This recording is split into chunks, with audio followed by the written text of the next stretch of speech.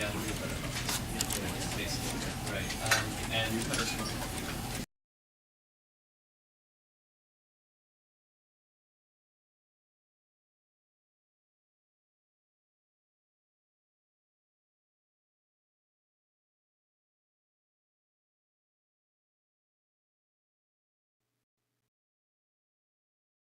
This is the story of a man named Stanley.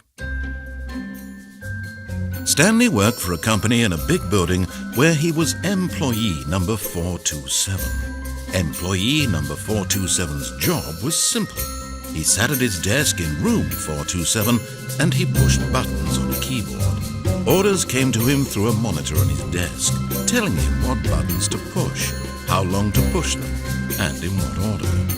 This is what employee 427 did every day of every month of every year.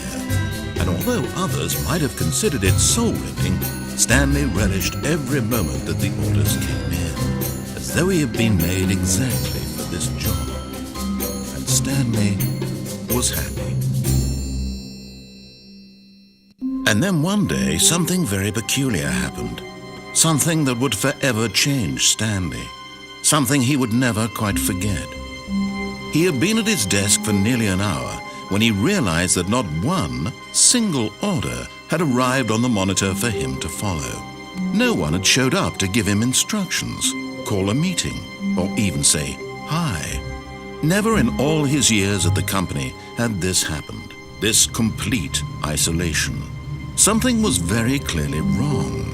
Shocked, frozen solid, Stanley found himself unable to move for the longest time. But as he came to his wits and regained his senses, he got up from his desk and stepped out of his office.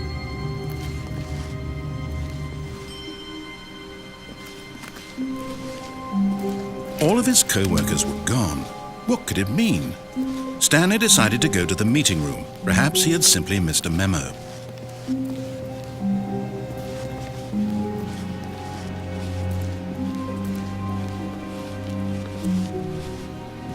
When Stanley came to a set of 2 open doors, he entered the door on his left.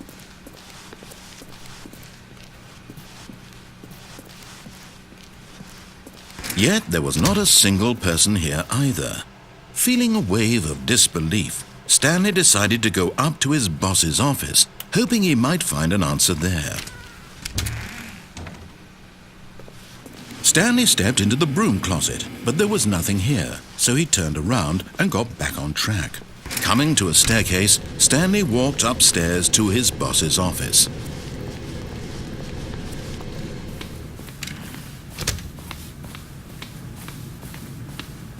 Stepping into his manager's office, Stanley was once again stunned to discover not an indication of any human life.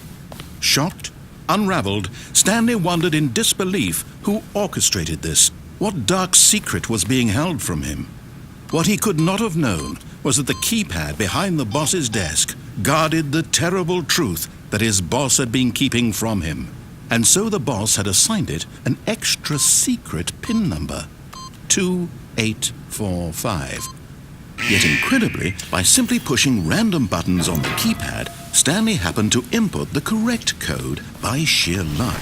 Amazing. He stepped into the newly opened passageway.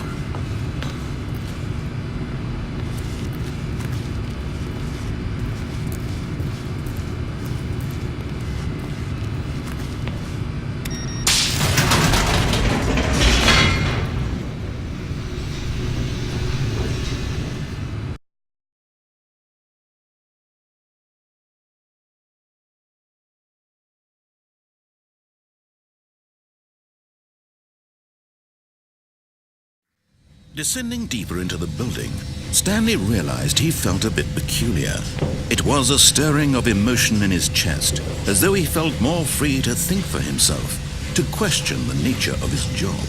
Why did he feel this now, when for years it had never occurred to him? This question would not go unanswered for long. Stanley walked straight ahead through the large door that read Mind Control Facility.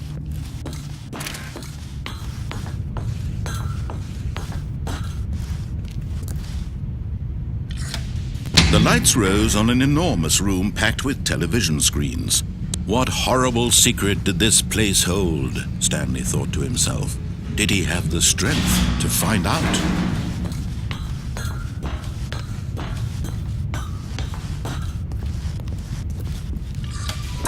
Now the monitors jumped to life, their true nature revealed.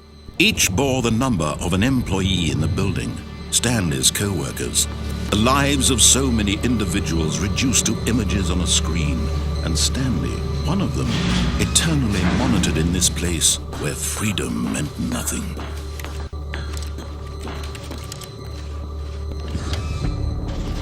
This mind control facility, it was too horrible to believe. It couldn't be true.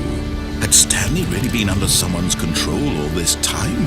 Was this the only reason he was happy with his boring job? That his emotions had been manipulated to accept it blindly? No, he refused to believe it. He couldn't accept it. His own life in someone else's control? Never! It was unthinkable, wasn't it? Was it even possible? Had he truly spent his entire life utterly blind to the world?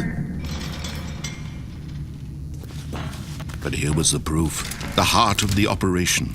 Controls labeled with emotions, happy or sad or content, walking, eating, working, all of it monitored and commanded from this very place. And as the cold reality of his past began to sink in, Stanley decided that this machinery would never again exert its terrible power over another human life. For he would dismantle the controls once and for all.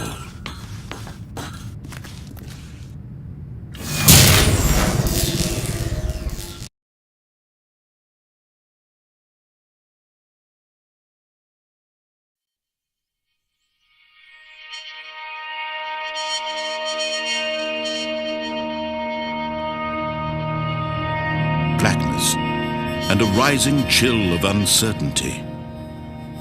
Was it over?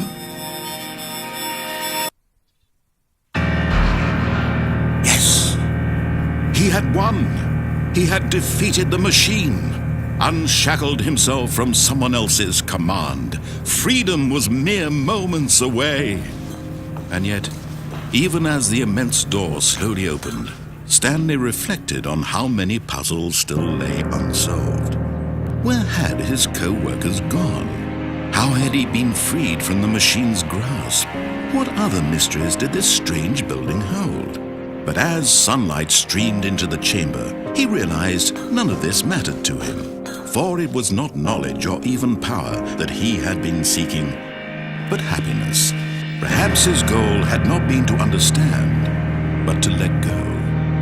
No longer would anyone tell him where to go, what to do, or how to feel. Whatever life he lives, it will be his. And that was all he needed to know. It was perhaps the only thing worth knowing. Stanley stepped through the open door. Stanley felt the cool breeze upon his skin, the feeling of liberation, the immense possibility of the new path before him. This was exactly the way, right now, that things were meant to happen. And Stanley was happy.